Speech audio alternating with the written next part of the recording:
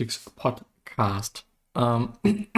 Today is a day of a bit of boredom, but today we're going to go through something self-improvement, self-development related again.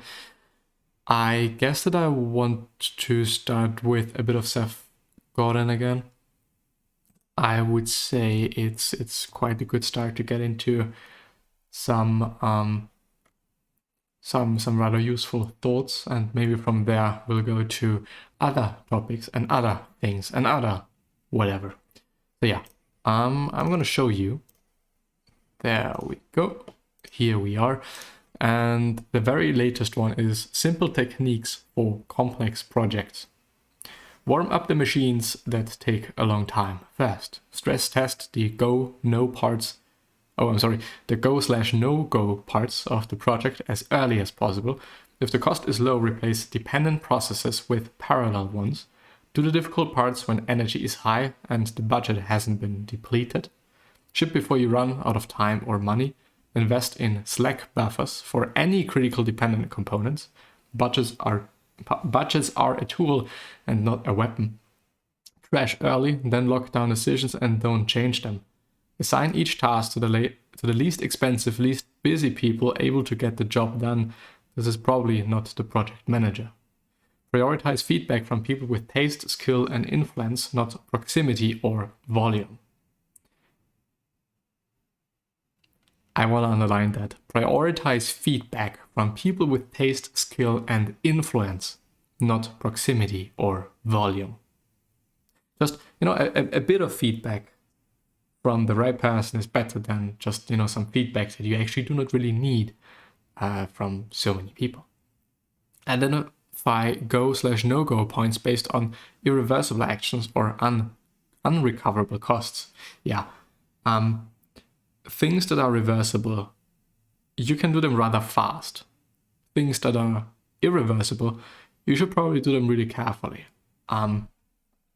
Might actually not only be about business or business related stuff, but definitely also about life. Saying something to someone should, I think, be a conscious decision. So you might say something, this person is not gonna forgive you for saying, so think about it. Heroism is more fun but less reliable than good planning. Yeah, a good plan is a good thing.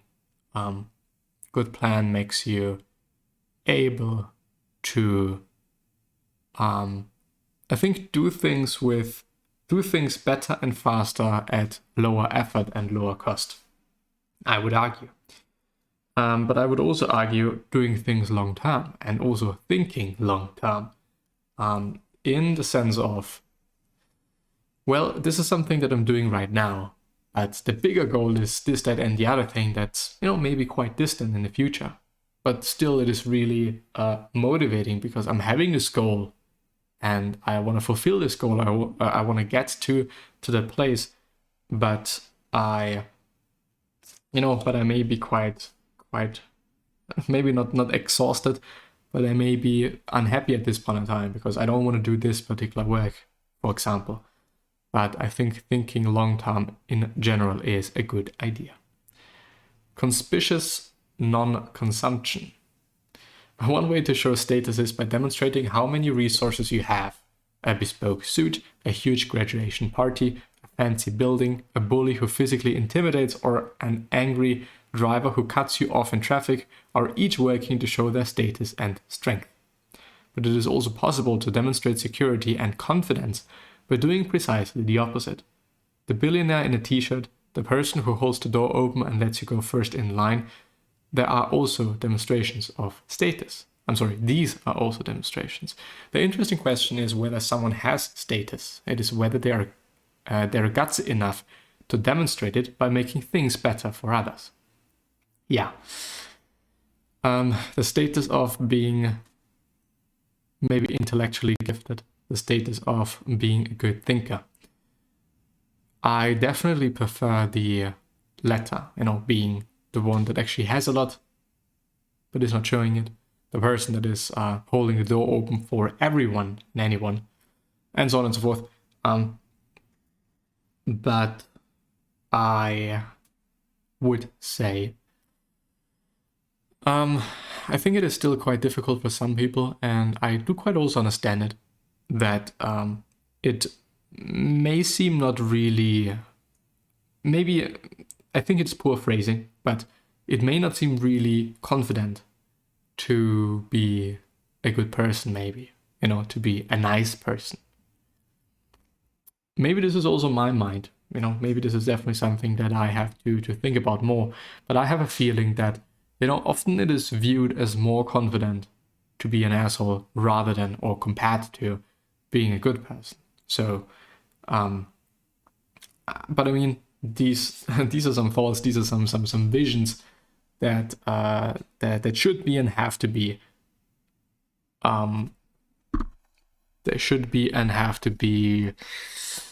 thought about and also worked against.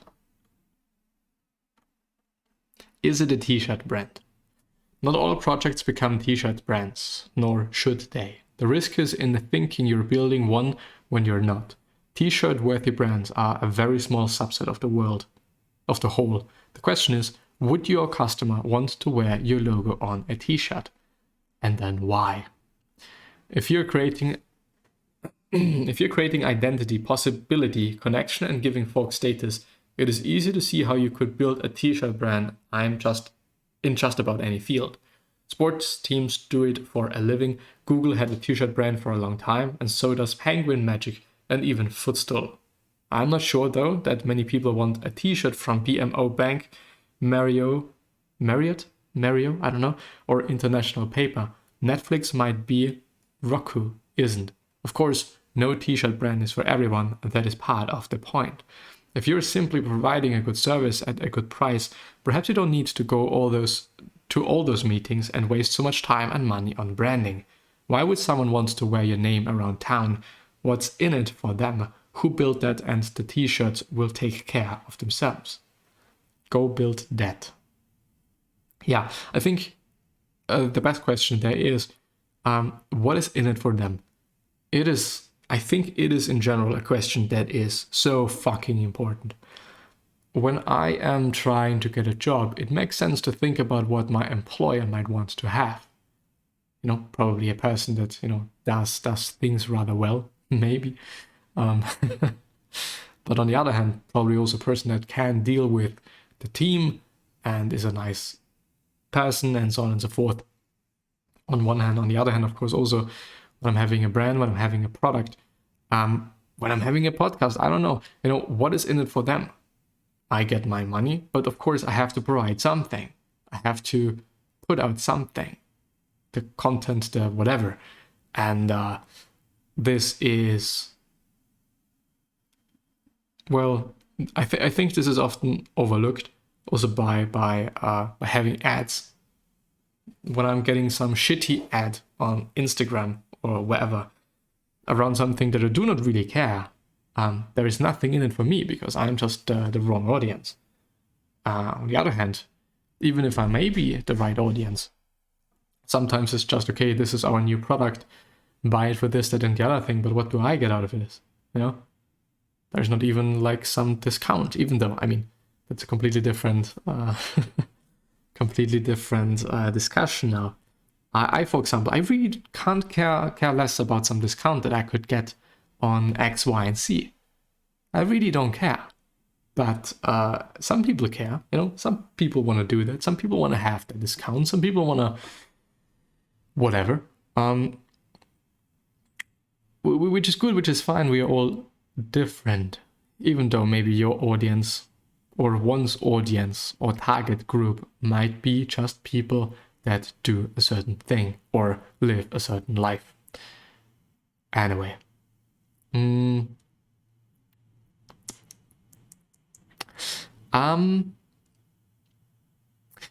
I think allocating scarcity is one that we have already went through. So let's have a look at maybe it's not Kevin Carley, it is Derek Sivers. If there is some new book, something interesting to read, What is a video book? I don't know. Slow thinker. Monomaniac. I think, have I ever read that? Probably a few years ago. Derek Sivers in 10 seconds. I have been a musician, producer, circus performer, entrepreneur, TED speaker, and book publisher. Monomaniac, introvert, slow thinker, and love finding a different point of view. I am love finding a different point of view. That's interesting. California native. I now live in New Zealand. I, for example, didn't know about that. Would be interesting to see why. What do I use? See my users page. What am I doing now? What do I use? Well, anyway. How to live. Anything you want. That is actually quite interesting that he has published 2 books in 2020. Of course, probably there did not go that much time into the cover design, which is not that important, because I think he is known already. Curve into the target. Newest articles. Thinking something nice about someone, tell them. 50 conversations in Bangalore and Chennai. Traveling just for the people. Well, who is it really for? Projects, the book notes. I want to have them. But there was something else actually. Inchword, tools to help people translate books. Now, a collection of sites that have a What Am I Doing Now page. And music thoughts. Well, let's have a look at the book notes. Yes, Pragmatism is still the latest one. I do not actually know whether we have or I have finished it.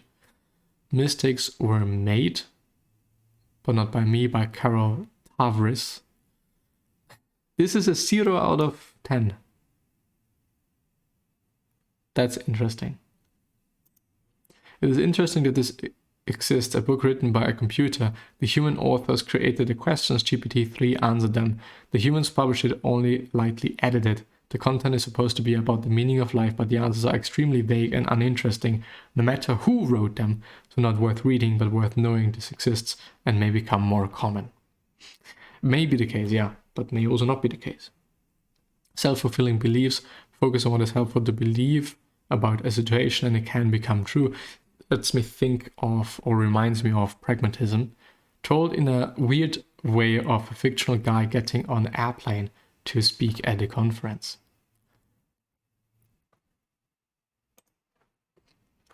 I didn't know. The Introducing Pragmatism by Cornelis de Waal or something. 6 out of 10, so not that great. Semi-academic introduction to philosophers and the Pragmatism tradition. Not a light read, but some great insights and ideas in the quotes.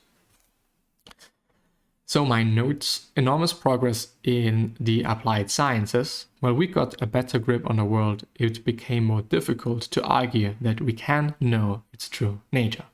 Our mind is also very skilled at deceiving us. Well, yeah. Rationality is neither neutral nor intrinsically good. Definition of belief that upon which a man is prepared to act. What can I know? What must I do? And what may I hope? Philosophy recovers itself when it ceases to be a device for dealing with the problems of philosophers and becomes a method cultivated by philosophers for dealing with the problems of people. Difficulties which have assumed philosophers have blocked up the way to knowledge. We have first raised a dust and then complain we cannot see. Pragmatism aims to guarantee that the concepts we use have meaning. Concepts that have no conceivable practical consequences are to be thrown out as meaningless. There may not be any rules made up in advance, no finished and a priori world out there to operate as an absolute, secure standard by which to measure themselves. Pragmatism focuses on the future rather than the past. The term pragmatism, James prefers practicalism, Schiller humanism, and Dewey, instrumentalism. The only real significance of a general term lies in the general behavior which it implies. The meaning of any thought lies in the thoughts it calls up. What is not a question of a possible experience is not a question of fact.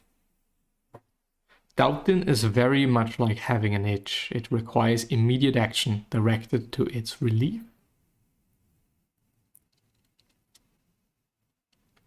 Confidence in our own beliefs is too easily shaken in the interaction with others. We might find that other men think differently from him, that their opinions are quite as good as his own, and this will shake his confidence and his belief. But yeah, I think that this is going to be it for today. I hope that you've gotten out of the reading there. I'll hopefully see you soon.